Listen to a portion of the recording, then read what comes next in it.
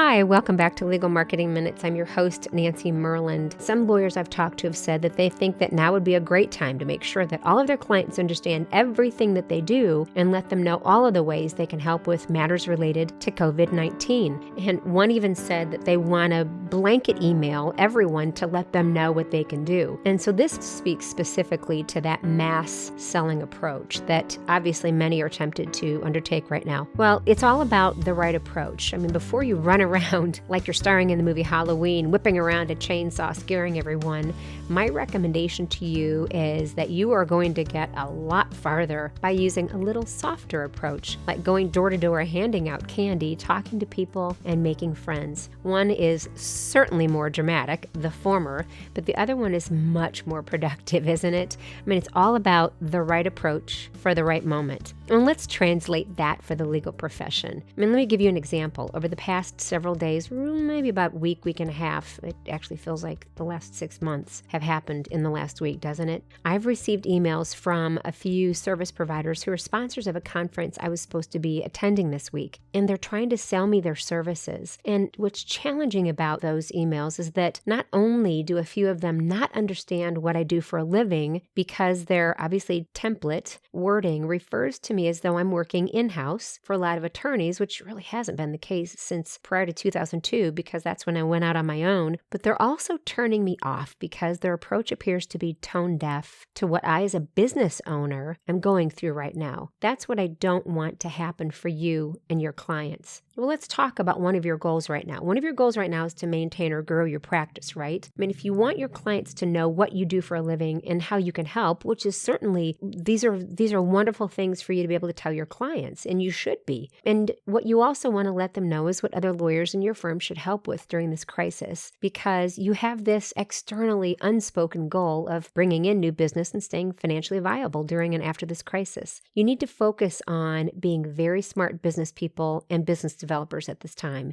because you have to be careful about how you send those messages. Being smart means strategic about how you approach others right now. It means understanding what to talk about at the time your clients most need to hear from you. And being strategic also means understanding when your current clients are in harm's way and need your assistance fast. And if you see trouble coming their way, you should absolutely let them know that. I mean, it is your job to protect them. But I want to talk about those instances when you're tempted to blanket sell to everyone, to sell your services to them. And I have a 3-pronged approach for you that I'm going to let you know about. Feel free to take notes, but also know that at the end of this episode, I'm going to give you a URL where you can find this in writing as well. Well, here's that 3-pronged approach that I think will serve you much better than selling to your clients and prospects right now with a heavy hand. The first prong of that is coming up with a content strategy. And within that content strategy, I want you to come up with 5 to 10 topics that you can author or co-author with someone else in your firm that is helpful and provides valuable information to the reader, listener, or viewer. I mean, don't hold back. Don't provide specific legal advice and establish a relationship with clients that'll get you in trouble later if they don't engage you. But I want these topics to speak to the situation and the thought processes and emotions they're going through right now. I mean, with this content strategy, you'll be providing a helpful perspective and even possible solutions that they had not thought about. And when you co-author with another attorney from another practice area or team in your firm, you'll be subtly accomplishing one of your goals of helping others understand what you and your firm are capable of doing. I mean, if they see this kind of content from you on a regular basis, what do you think is going to happen? Well, what happens is that they will eventually think of you when needs arise that are related to what you and your colleagues have demonstrated you understand through the content you have created and distributed. Well, the second thing I want you to do relates to what many firms have been struggling with for decades, and that is cross-selling. I want you to create a grid or a fact sheet that very easily identifies all of the services your firm provides that might be helpful to someone going through many issues related to this coronavirus crisis. I then want you to place that information on your website in some type of a coronavirus COVID-19 resource center page with an introduction that invites people who have chosen to visit your website or your resource center to learn more about your firm that might be helpful to them. Make sure to link to the appropriate pages of lawyers who can help them from that grid. Make sure to link to the appropriate pages of lawyers who can help them from that grid. Make it easy for visitors to find out what they need as fast as possible. Well, here's the third prong. The third prong to this approach is that you need to start dealing with your clients on a one-to-one, case-by-case basis during this time, if not all the time. I want you to call your top 10 clients to start with and have a conversation with each one of them. I would do that this week and next. Don't wait. Top 10 clients this week and next. I want you to check on them. Don't sell to them.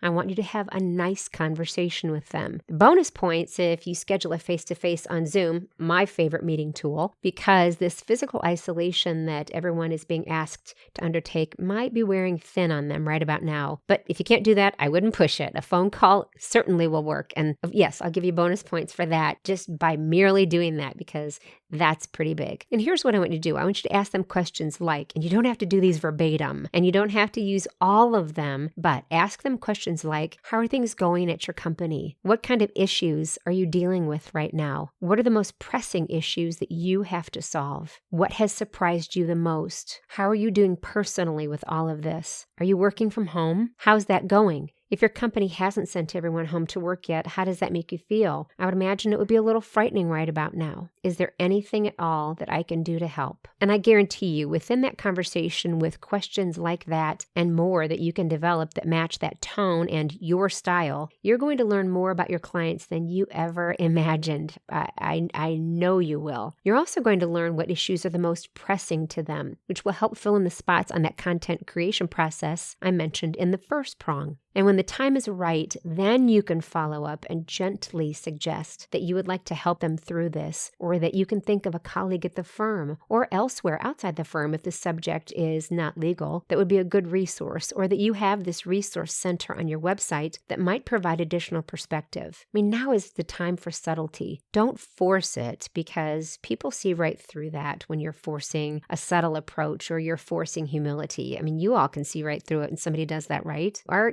gut instincts are pretty strong. Now's the time for a gentler approach. We all have to be sensitive to what our clients and colleagues are going through right now, and that's probably not the desire to be sold to when they are not in the mood. I mean, don't forget that your behavior during this time, and really all of the time, contributes to your brand and the firm's brand. I mean, do you want to be perceived as tone deaf by overselling what you can offer them during a very scary, overwhelming time? Or would you rather be known as caring, empathetic, a good listener, if not a great one, and as someone who took time out during a very trying time to genuinely check on others? I get it that creating written resources that you can send out to everybody all at once, telling them everything you do, is very tempting, but I think that's the easy way out, and it's probably not the right way out at this time. I mean, you cannot put the pressure on a single website resource center, or one blog post, or one podcast episode, or one lone e-newsletter that tells the recipient everything the firm does, or one fact sheet that summarizes what you and every other team or group in the firm does to do the job of informing all of your clients and prospects what you do. I mean, that's a lot of unrealistic pressure for any one piece or place of information, isn't it? I mean, those should be considered what I have long called market softeners. They soften your market to become more receptive to you when and if you eventually recommend your services to them. I mean, sometimes you just need to wait for the right time before selling or bombarding others with sales information that can make you appear insensitive in the face of a major, scary, uncertain, overwhelming, and sometimes overpowering global crisis. But I want you to decide, is now the time to sell and cross-sell, or is now the time for you to step up and touch your clients on a personal, one-to-one basis and show them that you understand, you know how to listen, that you have the ability to help them see their situation a little clearer by having talked through it with them, and that you're there for them. I mean, I'm pretty confident I know which approach would cause your clients and prospects to like you better and to think positively about you in the long run, which can then lead to business when they are ready. I mean, you decide. Again, as I mentioned to you earlier, I also have this completely written out for you to follow, to print out, to do whatever you want with, and that is in a coronavirus communications center that I have developed on my blog. Very easy to find if you just go to myrlandmarketing.com/coronavirus.